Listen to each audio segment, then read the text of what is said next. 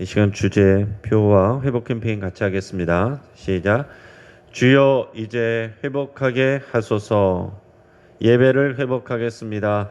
기도를 회복하겠습니다. 사랑을 회복하겠습니다. 가정을 회복하겠습니다. 사명을 회복하겠습니다. 아멘.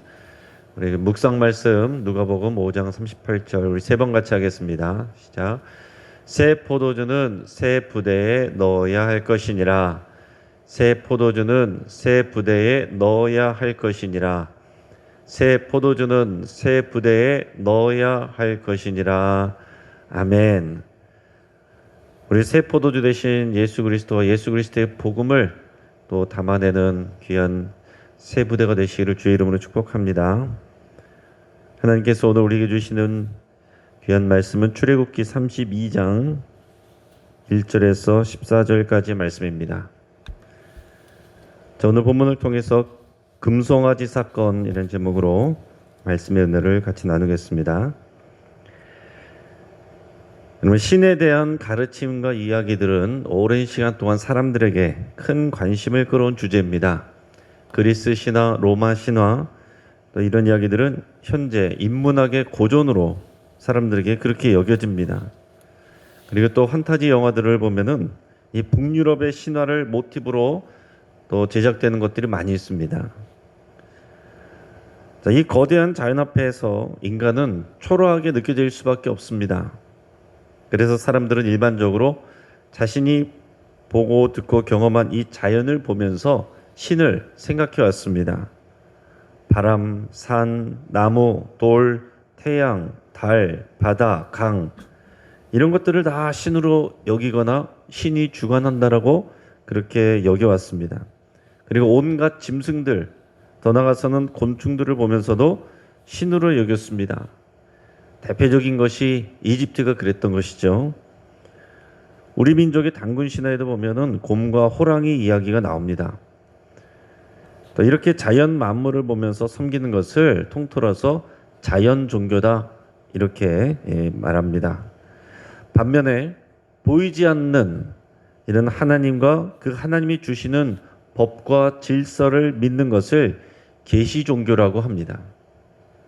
눈에 보이는 자연 현상을 섬기는 것을 자연 종교라고 한다면 보이지 않는 하나님, 보이지 않는 신이 주신 그 말씀을 믿는 것을 계시 종교라고 이렇게 얘기를 할 수 있습니다.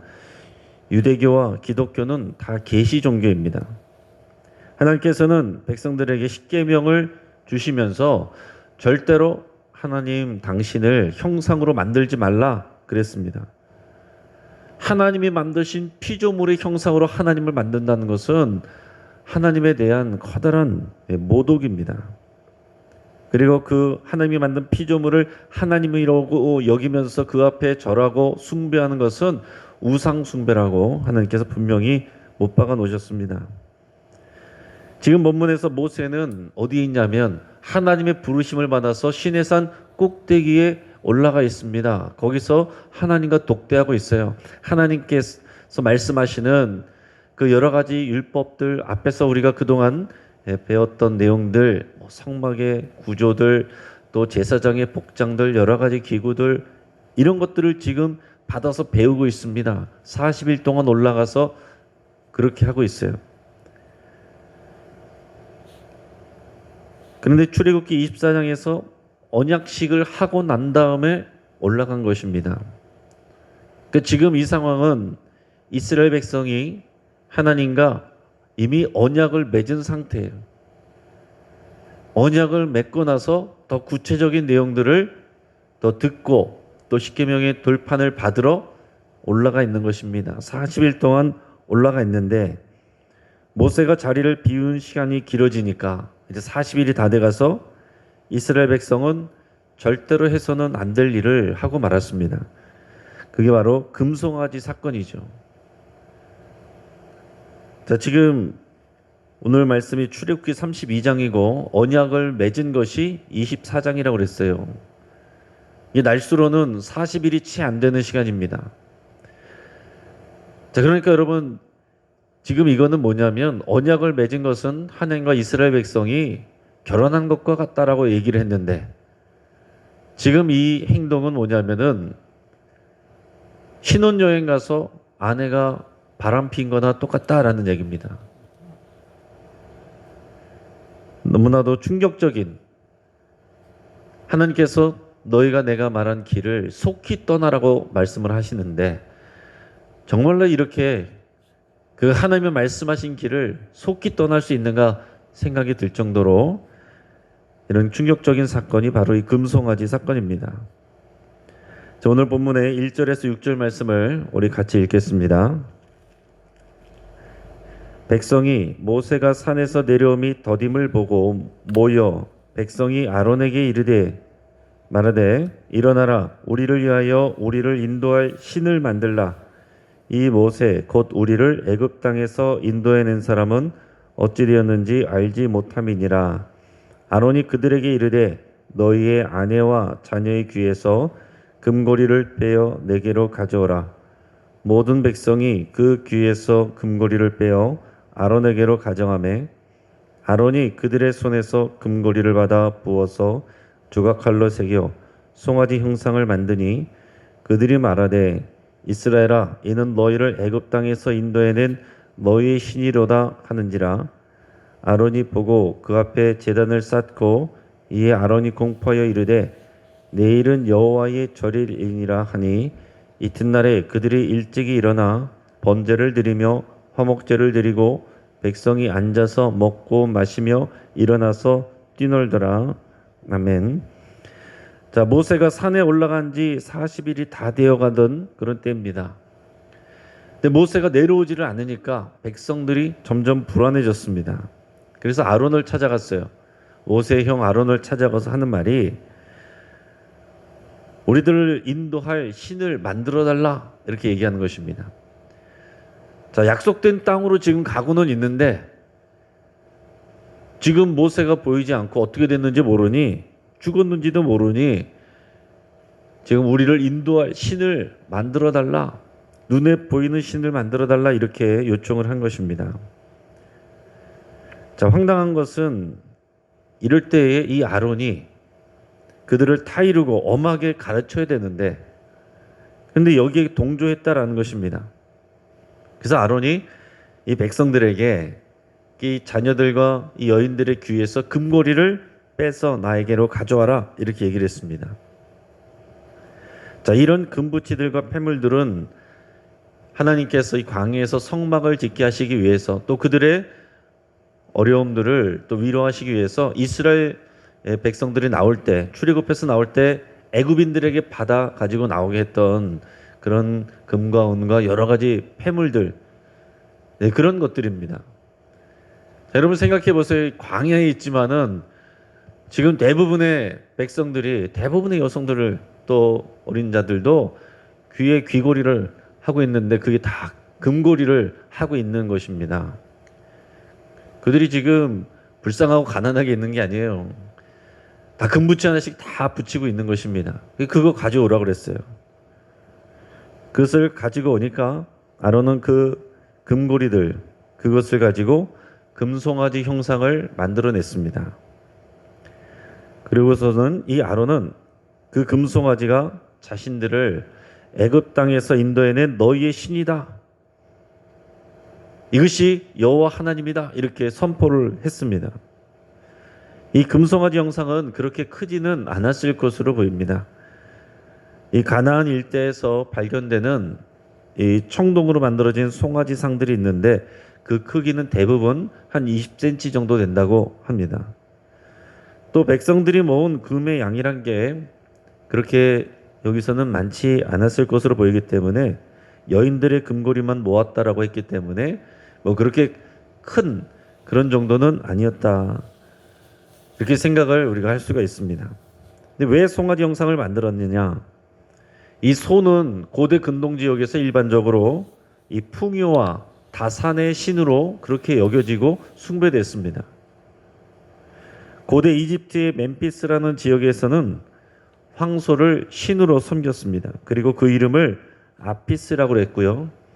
또 온이라고 하는 지역에서도 황소의 신 무네비스를 섬기고 있었습니다. 지금도 인도 같은 데 보면은 소를 신이라고 숭배하잖아요. 그래서 길에서 소가 다니면은 뭐 그를 이렇게 막 쫓아내거나 그러지도 않고 이렇게 섬기는 것을 봅니다.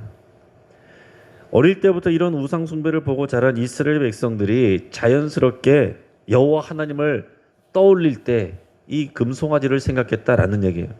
그들에게는 자연스러운 일이었다라는 것입니다. 늘 보아왔던 것이 사람들이 여기저기서 송아지를 섬기는 그 형상을 하는 것을 봐왔기 때문에 여호와 하나님을 상상할 때 금송아지를 떠올렸다라는 거죠.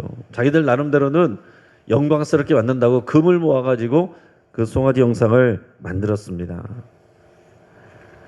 자, 한 사람이 들고 이동할 수 있을 만한 이런 작은 금송아지 형상을 만들어 놓고서 이스라엘 백성들이 아론의 주관하에 그 앞에서 이제 그 다음날 제사를 하면서 예배를 한 것입니다.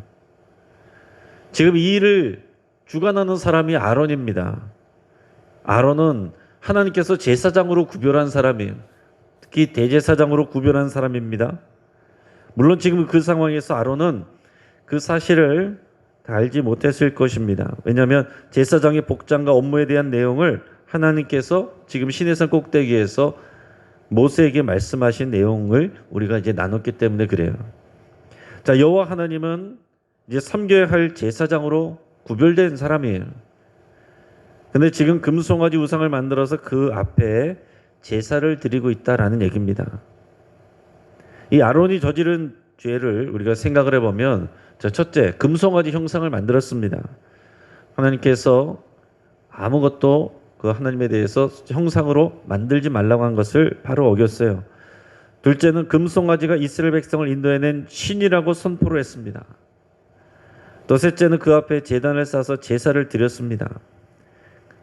그리고 그 다음에 넷째는, 자, 내일은 여호와의 절일이다, 이렇게 선포를 했어요. 여호와의 절일이다, 여호와를 기념하고 예배하는 절기의 날이다라는 얘기입니다. 자, 이스라엘 백성이 지켜낼 날들과 절기는 하나님께서 정하시는 것입니다. 사람이 정하는 게 아니에요. 지금 모세가 시내산 꼭대기에서 그거 다 배우고 있는 것입니다. 하나님께서는 언제를 지켜라 라고 말씀을 하시고 그 날들에 대해서 말씀해 주고 계시는데, 지금 밑에서는 아론이 마음대로 여호와의 절일을 임의대로 정하고서 선포를 한 거예요. 이게 다 아론이 지은 죄들입니다. 이스라엘 백성들은 그 다음날 아침 일찍이 일어나서 번제와 화목 제사를 우상에게 드렸습니다. 얼마나 부지런합니까? 얼마나 열심히 있어요. 그리고 함께 앉아서 먹고 마시며 일어나서 뛰놀았다 그랬습니다. 함께 앉아서 먹고 마시며, 그들이 얼마나 그 안에서 기쁨이 있고 즐거움이 있고 일어나서 함께 뛰놀 때 얼마나 그 안에서 감격과 또 즐거움이 있었겠어요. 일어나서 뛰놀았다라고 했는데, 어떤 신학자들은 여기서 말하는 이 뛰놀았다라는 것은, 표현은 일반적인 우상 숭배처럼 성적인 음란함, 방종과 타락의 행위를 포함하고 있다, 이렇게 주장하는 사람들이 있습니다. 또 어떤 신학자들은 그런 정도는 아니고 정상적인 종교 의식과 흥겨운 연애였다라는 정도로 이렇게 말하고 주장하기도 합니다. 그것이 어떤 것이었던지 결국 그 백성들 입장에서 볼 때는 정말 너무 좋았던 예배다라는 얘기입니다. 그들의 입장에서 볼 때 함께 모여서 먹고 마시고 일어나서 즐겁게 뛰놀고 정성껏 예배하고 그 마음이 보람이 가득하고 기쁨이 가득하고 그랬다라는 거예요. 그러나 하나님이 보실 때 그것은 올바른 예배가 아니고 우상 숭배였다라는 얘기입니다. 오늘날에도 우리가 조심해야 될 것은 뭐냐면, 내가 은혜 받았다라고 해서 그게 올바른 예배가 아닐 수 있다라는 얘기입니다. 일반적으로 사람들이 생각할 때 좋은 예배라고 생각하는 것은 내가 감동받은 예배, 내 마음이 또 위로받는 예배. 그러면 예배가 좋았다, 오늘 이렇게 얘기하잖아요. 그건 자기 개인적인 주관적인 입장이지만, 여러분 금송아지 사건을 늘 생각하시면서 내가 감동받고 내가 위로받았어도 그것이 좋은 예배가 아닐 수 있다라는 얘기입니다. 하나님의 말씀 앞에서 회개함이 없고 또 온전한 순종함이 없으면 그것은 가짜 예배다라는 얘기입니다. 나를 즐겁게 하는 예배, 나를 예배하는 것이 될 수 있다라는 얘기예요. 우리가 예배한다는 것은 하나님을 예배하는 것입니다. 우리가 하나님 앞에 예배하며 나올 때는 과연 나를 누가 만족시킬 것인가? 누가 나를 즐겁게 할 것인가? 얼마나 나를 기쁘게 할 것인가? 얼마나 나를 감동시킬 것인가? 얼마나 내 귀를 즐겁게 할 것인가? 이런 관점으로 나오면 안 된다는 얘기입니다. 내가 하나님을 즐거워하고 하나님 앞에 순종하고 내가 하나님의 길을 떠났던 것을 회개하여 바로 마치고 그래서 하나님을 즐거워하는 그 가운데서 다른 우리 성도들과 함께 즐거워하는 것, 이게 예배다라는 얘기죠.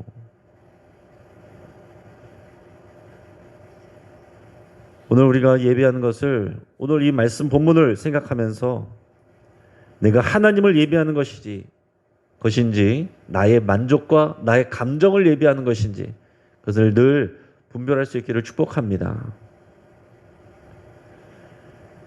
이어서 모세의 중보기도가 나옵니다. 우리 7절에서 14절까지 말씀을 읽겠습니다. 자, 여호와께서 모세에게 이르시되 너는 내려가라. 내가 애굽 땅에서 인도해낸 내 백성이 부패하였도다. 그들이 내가 그들에게 명령한 길을 속히 떠나 자기를 위하여 송아지를 부어 만들고 그것을 예배하며 그것에게 제물을 드리며 말하기를 이스라엘아 이는 너희를 애굽 땅에서 인도해낸 너희 신이라 하였도다. 여호와께서 또 모세에게 이르시되 내가 이 백성을 보니 목이 뻣뻣한 백성이로다. 그런즉 내가 하는 대로 두라.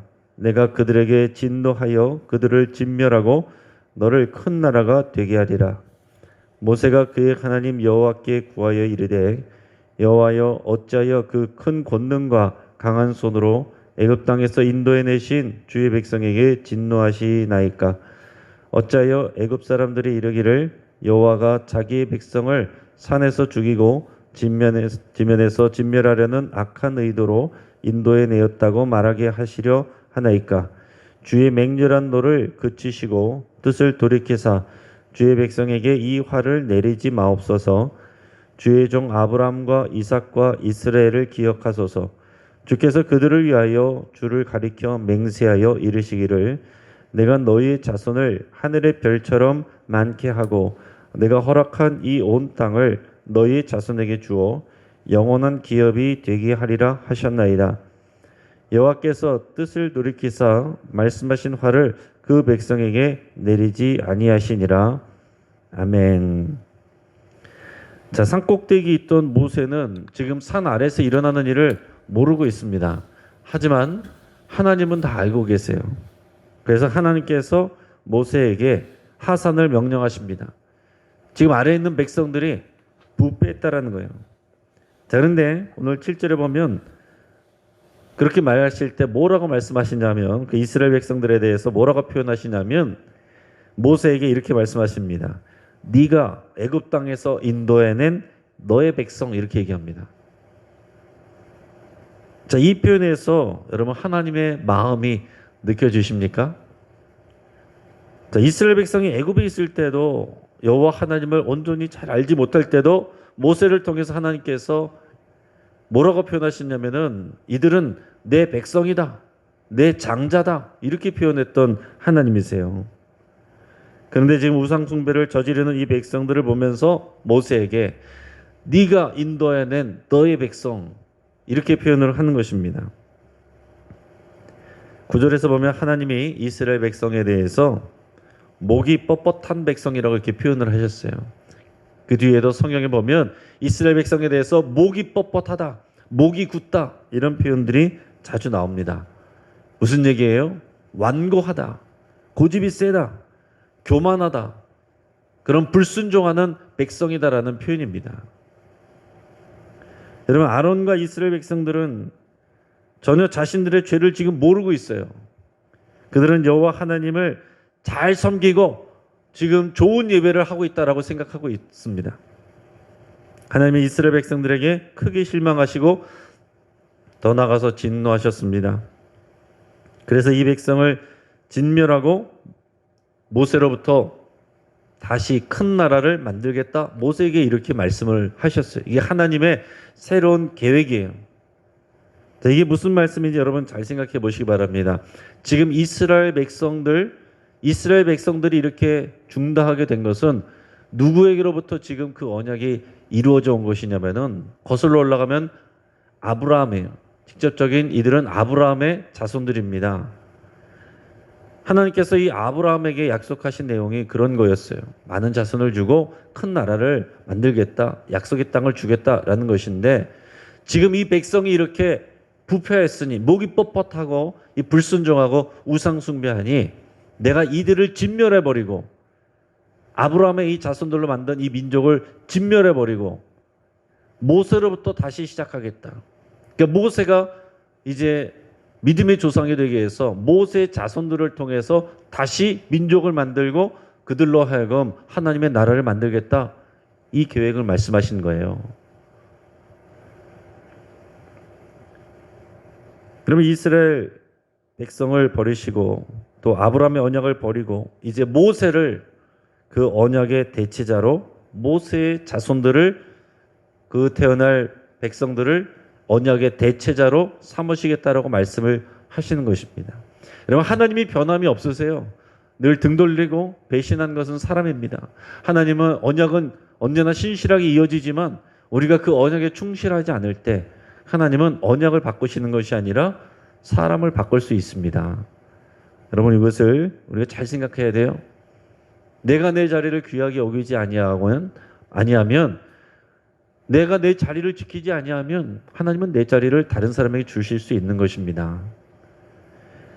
자, 이스라엘 백성들은 이런 판정을 받아도 할 말이 없어요. 앞에서 24장에서 언약식을 할 때 어떻게 했습니까? 희생제물을 잡아서 그 피의 절반을 제단에다 붓고 나머지 절반은 백성들에게 뿌렸어요.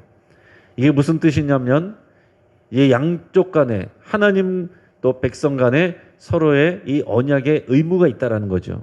그래서 이 언약의 조건을 어기면 약속을 어기면 피로써 죽음으로써 이 책임을 감당한다 이런 뜻이거든요. 그래서 이스라엘 백성들은 지금 그 언약을 어겼기 때문에 약속을 어겼기 때문에 진멸을 받아도 할 말이 없는 것입니다. 마땅한 거예요. 그들은 지금은 이 언약의 기준이 되는 십계명의 1, 2번 계명을 다 어긴 것이에요. 너는 나 외에는 여호와 하나님을 섬기지 말라 그랬고 형상으로 만들지 말라 그랬는데 그거 다 어긴 것입니다. 가장 중요한 계명들을 다 어겼어요. 지금 모세의 개인적인 입장에서 여러분 생각해 보시면 모세로서는 손해가 아닙니다. 하나님은 모세를 인정하고 계시고 모세로부터 모세의 자손과 백성들을 통해 하나님의 나라를 만드시겠다 라고 하시는 것인데 모세 입장에서 보면 영광이 될 수 있죠. 그러나 우리가 아는 것처럼 모세는 하나님 앞에서 이스라엘 백성들을 위해 범죄한 이스라엘 백성들을 용서해 달라고 중보기도 합니다. 하나님 앞에 설득하는 것처럼 그렇게 기도를 하는데 뭐라고 말하느냐? 첫째는 하나님께서 지금 이스라엘 백성들을 죽이시면 진멸하시면 저 애굽 백성들이 뭐라고 하겠습니까?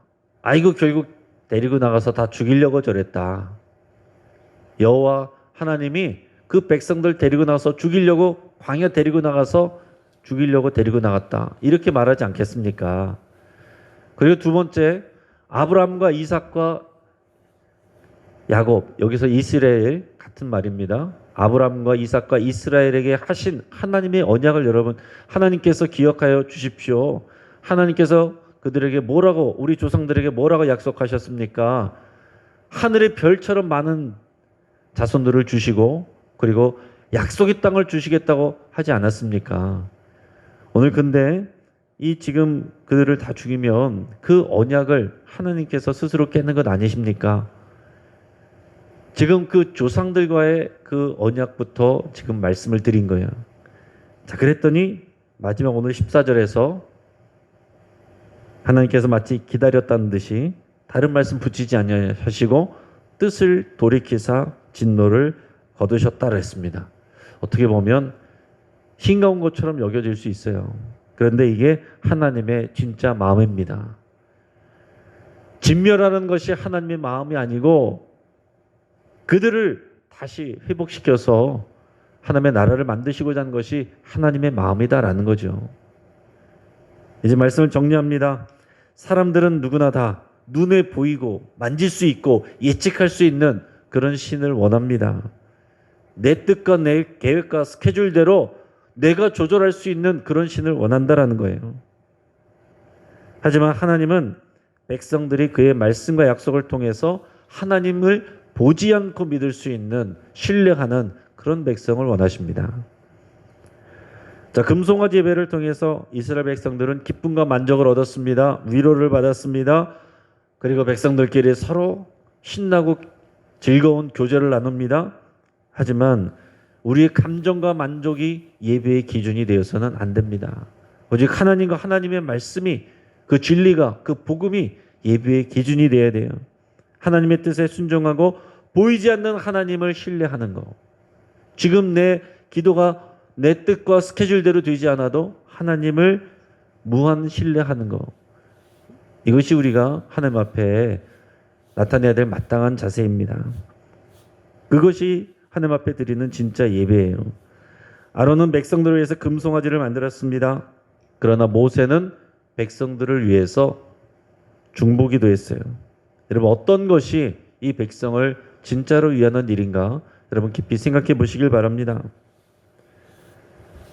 내 사람들의 인정과 또 명예를 얻는 것이 중요한 일인지, 내 마음에 들지 않아도 나를 속상하게도 그 부족하고 못난 사람들을 가슴에 품고 하나님 앞에 기도하며 나가는 것이 올바른 것인지, 오늘 본문을 통해서 하나님께서 우리에게 보여주고 계십니다. 오늘 모세의 중보기도와 같은 우리에게 맡겨주신 사람들을 가슴에 품고 하나님 앞에 나가는 저 여러분 되시기를 주의 이름으로 축복합니다. 한번 기도하겠습니다. 오늘 말씀을 붙잡고 기도할 때 보이지 않고 예측하기 어려운 우리 하나님 말씀에 의지해서 신뢰하기로 결단할 수 있길 바랍니다. 내 만족을 위한 예배가 아니라 하나님께 순종하는 예배를 드리기로 결단할 수 있길 바랍니다. 마음에 들지 않는 사람들도 모세처럼 가슴에 품고 기도하기로 또 결단할 수 있길 바랍니다. 우리 가정을 위해서 기도할 때 우리 가족들이 자신이 만들어내거나 상상하는 그런 신을 섬기지 않고 말씀으로 계시된 하나님을 신뢰하고 순종하기를 위해서 여러분 기도할 수 있길 바랍니다. 우리 선교를 위해서 기도할 때 오늘은 남아프리카 공화국의 이민모 선교사님 위해서 기도하겠습니다. 코로나 상황에서도 예수님을 사랑하고 닮아가기를 더욱 힘쓰기를 위해서, 또 교회 목회와 교도소 사역, 아버지 학교 사역, 긍휼 사역 등이 더 힘있게 진행될 수 있기를 위해서 함께 기도하겠습니다. 우리 환우들을 위해서 기도합니다.